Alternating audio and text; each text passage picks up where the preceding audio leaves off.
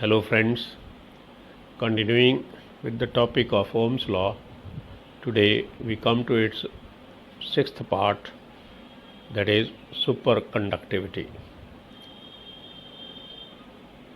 We will try to learn this topic step by step. First, what is superconductivity?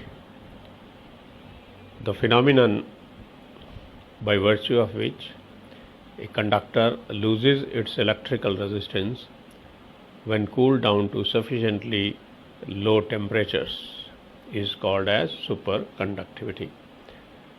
I repeat, the phenomenon by virtue of which a conductor loses its electrical resistance when cooled down to sufficiently low temperatures. The resistance in superconducting state becomes 10 raised to power minus 12 times the resistance in normal state, that is Rs is equal to Rn into 10 raised to power minus 12 ohm, where Rs is resistance in superconducting state and Rn is the resistance in normal state. 2. First recognition. Superconductivity was first recognized in 1911 by Camerlin Owens at Leyden, where he observed that a sample of mercury, when cooled to 4.2 Kelvin and niobium to 10 Kelvin, its electrical resistance disappears abruptly and apparently. I repeat,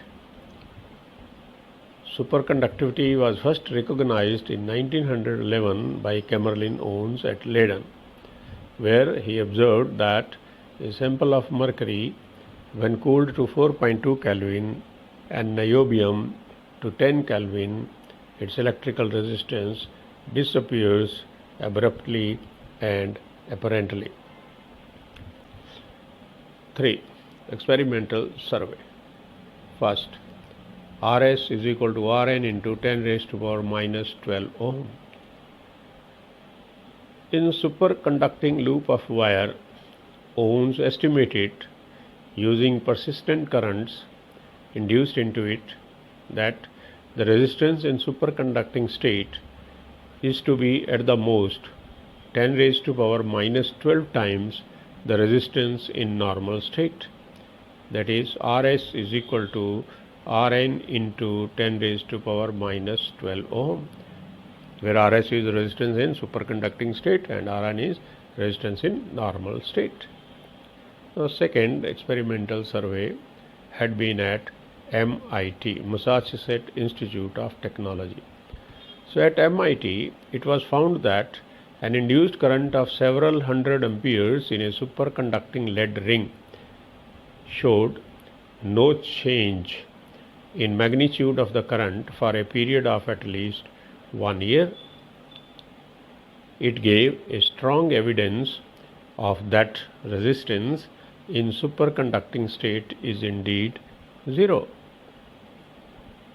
Third, the decay time of magnetic fields associated with superconducting currents was studied.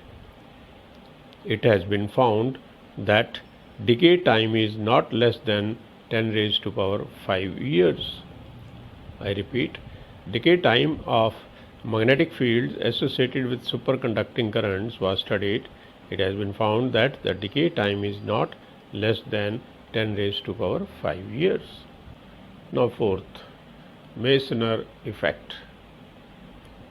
The magnetic properties of superconductors were studied. It has been found that the specimen becomes perfectly diamagnetic when cooled to very low temperatures. Now look at the diagram. This is specimen sphere, which is a superconductor. When placed in uniform magnetic field, the magnetic field lines pass through the body of the sphere.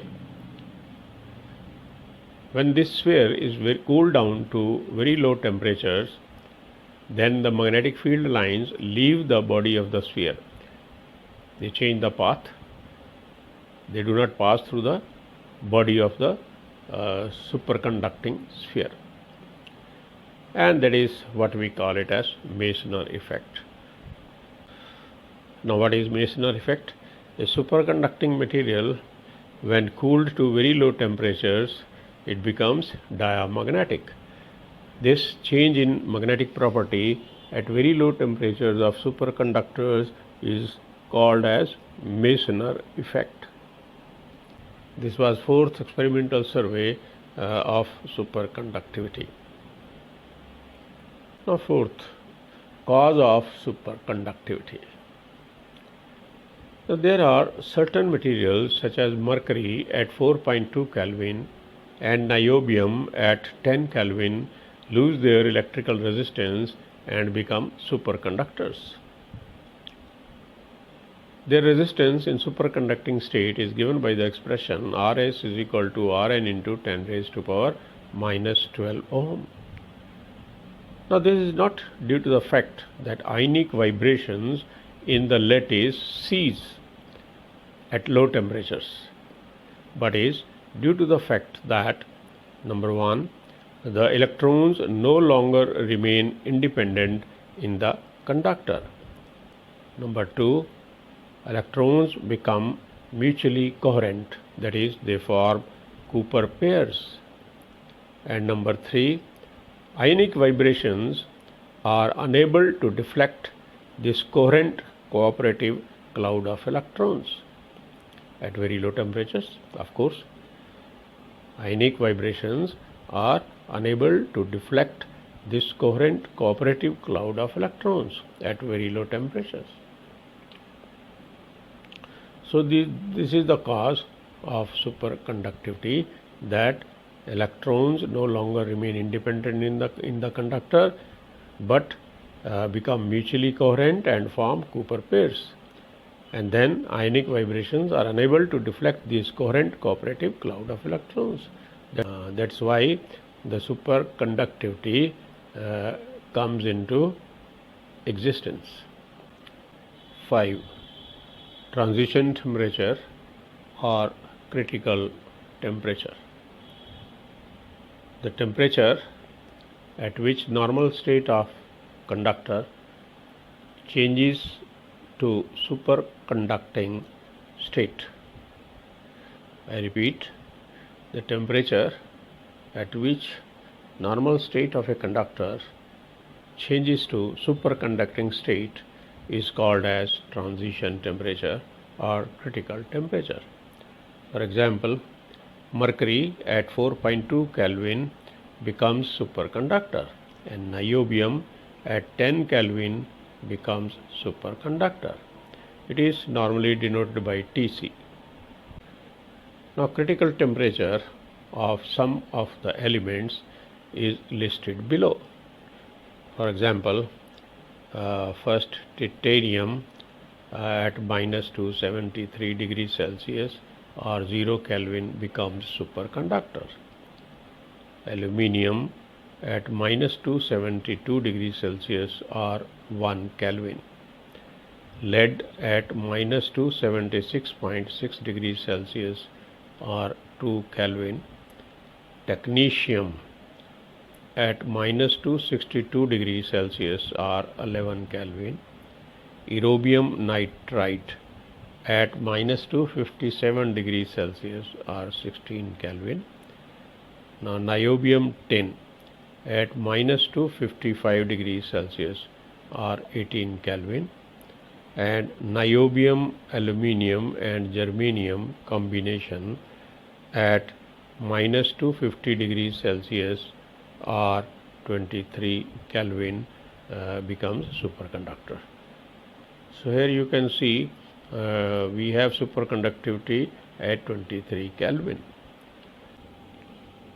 6. Critical temperature of some of the compounds. Here we have the list of critical temperature of some of the compounds. For example, niobium 3SN has critical temperature of minus 254.95 degrees Celsius or 18.05 Kelvin. vanadium gallium compound has a critical temperature of minus 256.5 degrees Celsius or 16.5 Kelvin.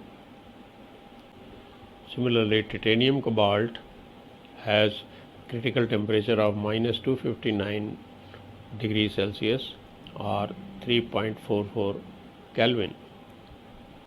Now, ceramics of yttrium, barium and copper oxides, that is YBa2Cu3O7, has critical temperature of minus 183 degrees Celsius or 90 Kelvin. Ti2, Ba2, Ca2, Cu3O10 compound has a critical temperature of minus 153 degree Celsius or 120 Kelvin. That is Ti2, Ba2, Ca2, Cu3O10 compounds have superconductivity at 120 Kelvin.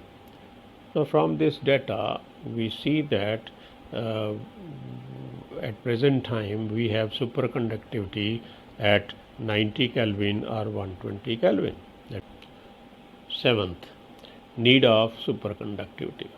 The superconductivity is available at 120 Kelvin at minus 153 degrees Celsius, but need is at room temperature, approximately from minus 10 degrees Celsius to 50 degrees Celsius, that is from 262 Kelvin to 323 Kelvin, so that it could be used for number one, long distance transmission of electric power through transmission lines, and the line power loss I square R could be eliminated.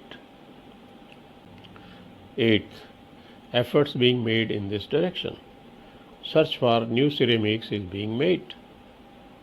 Superconductivity at present is available with the following compounds.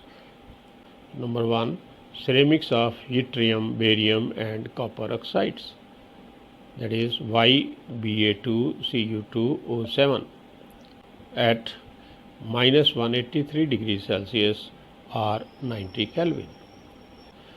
Number two, superconductivity at present is also available with Ti2, Ba2, Ca2, Cu3O10 compounds at minus 153 degrees Celsius or 120 Kelvin. Now, efforts are being made to replace yttrium by lanthanides, barium by strontium and oxygen by fullerene or nitrogen to have superconductivity at room temperature. The new combination could be La2-X, Sr, X, copper and oxygen 4. No success so far has been achieved in this direction. Now, ninth, applications of superconductivity. Number one, superconductivity is used in nuclear fission, magnetic hydrodynamics, AC/DC generators, power cables and energy storages. Number two, superconductivity is used in high energy physics, that is in particle accelerators like cyclotron.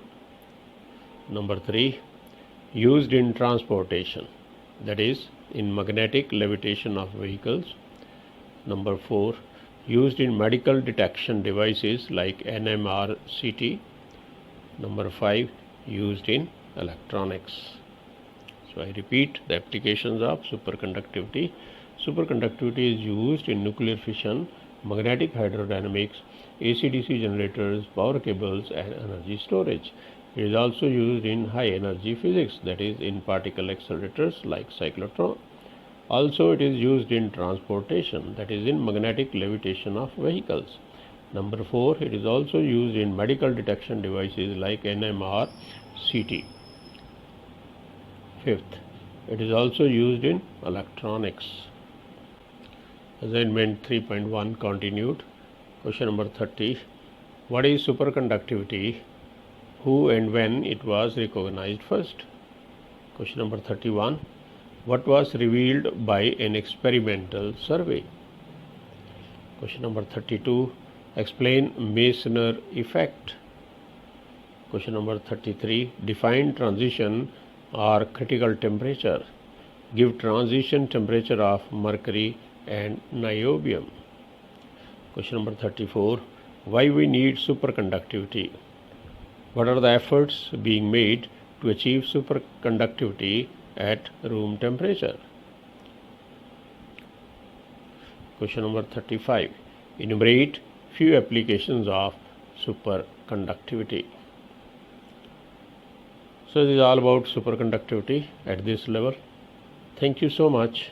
Next time we'll take up next part of it, that is color codes of resistances.